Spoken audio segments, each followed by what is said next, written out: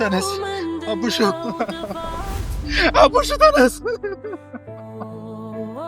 አቡሹ ተነስ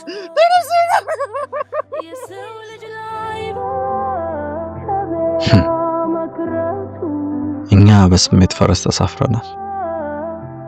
አሁን ግን የጦርነት ፈረስ የት እንዳደረሰን እንኳን አናውቅ።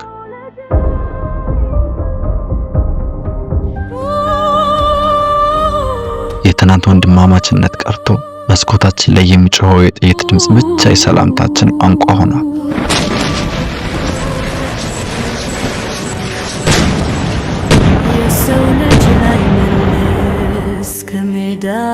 መቅረቱ 5 ዓመት የተገነባ ቤት በቅጽበት አመድ ሲሆን 20 ዓመት ጥርስ ነክሳ ያሳደገች እናት የልጇን ሬሳ እንኳን ሳትቀብር ማሸሽ ስትጀምር ያኔ ነው ኪሳራውን የምንረዳ። ጦርነት ክፉ ነው። ያለንን ሰላም ነጥቆ ታዳጊውን ትውልድ የቂም እርሾ አስረግዞ ዘመናትን ያሻገራል። የሰው ልጅ ላይ መለስ ከሜዳ መቅረቱ።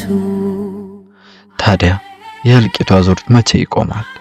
እልህ መሃል ገብቶ እርስ በርስ እስክንጠፋፋ፣ ሀገሪቱ ደቃ እስክትወድቅ ነው ወይስ ልባችን በቂም ጠግቦ እስክናልቅ?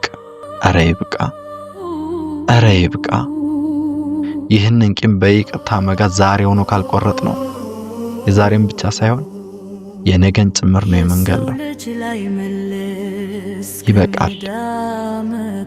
ለልማት እንጂ ለክፋት የምንወረወረው ድንጋይ የለም። በቀሪ በቃና እባክህ ልጆቻችንን እናሳድግበት።